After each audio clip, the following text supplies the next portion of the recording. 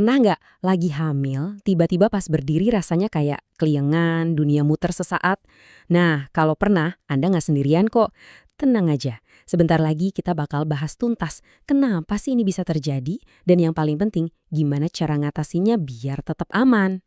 Nah, ini nih pertanyaan yang sering banget muncul. Ini normal nggak sih? Wajar banget kalau kita merasa khawatir. Yuk, kita cari jawabannya bareng-bareng, biar hati jadi lebih tenang. Oke, jadi apa sih sebenarnya yang terjadi di dalam tubuh kita? Sebelum kita ngomongin solusinya, penting banget buat kita ngerti dulu akarnya. Ternyata ada loh penjelasan ilmiah yang masuk akal banget di balik rasa pusing ini.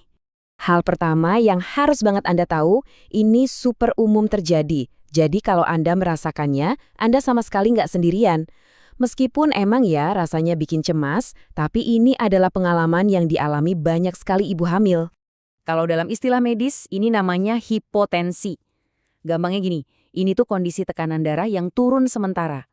Paling sering kejadiannya di trimester pertama dan kedua.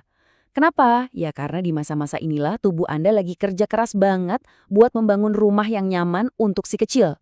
Terus pemicunya apa? Bayangin aja tubuh Anda lagi ngerjain dua hal besar sekaligus. Pertama, hormon kehamilan bikin pembuluh darah jadi lebih rileks, lebih lemes. Kedua, sebagian besar aliran darah Anda sekarang diprioritaskan buat dikirim ke janin. Nah, kombinasi dua hal inilah yang bikin tekanan darah Anda jadi turun sedikit. Ini tuh justru bukti kalau tubuh Anda luar biasa banget adaptasinya. Jadi, poin pentingnya adalah, selama gejalanya ringan, rasa pusing ini sebetulnya adalah bagian dari proses adaptasi tubuh yang hebat untuk mendukung kehidupan baru di dalam. Ini adalah bagian yang normal dari kehamilan. Oke, kita udah paham kenapanya. Sekarang bagian yang paling ditunggu-tunggu. Terus kita harus gimana? Yuk kita lihat beberapa tips yang aman, simple, dan bisa langsung dipraktekkan di rumah. Yuk kita bedah satu-satu. Pertama, bangun perlahan. Jangan buru-buru, kasih waktu jantung buat menyesuaikan diri. Kedua, minum yang banyak. Ini kedengarannya sepele, tapi penting banget buat jaga tekanan darah tetap stabil. Ketiga, makan porsi kecil tapi sering. Ini biar gula darah nggak anjlok. Terus kalau harus berdiri lama, coba deh gerak-gerakin kaki, jangan diam aja. Nah, kalau pusing udah mulai datang, langsung duduk atau rebahan, terus kakinya diangkat lebih tinggi. Dan yang terakhir tentu saja, istirahat yang cukup. Ini pondasinya. Tips yang tadi itu ampuh banget buat pusing yang ringan-ringan. Tapi, kita juga harus peka kapan tubuh ngasih sinyal kalau ada sesuatu yang lebih serius. Sekarang, kita masuk ke bagian yang sangat penting. Tanda-tanda bahaya yang nggak boleh sama sekali kita abaikan. Jadi, pertanyaannya, di mana batasannya? Kapan pusing yang biasa ini berubah jadi lampu merah yang menuntut perhatian segera? Nah, ini dia jawabannya.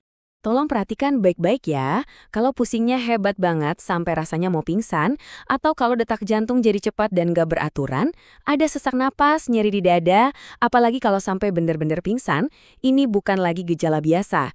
Jangan tunggu-tunggu, langsung hubungi dokter atau ke IGD. Semua yang kita bahas tadi, ujung-ujungnya mengarah ke satu langkah paling krusial. Satu hal yang paling penting untuk menjaga Anda dan si kecil tetap aman selama perjalanan kehamilan ini. Intinya adalah ini, jangan pernah sendirian.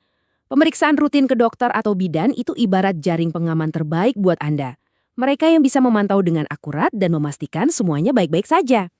Jadi, sebagai penutup, saya mau tinggalkan satu pertanyaan untuk Anda renungkan. Apapun yang Anda rasakan, mau itu pusing ringan atau keluhan lain, sudahkah Anda ceritakan ke dokter?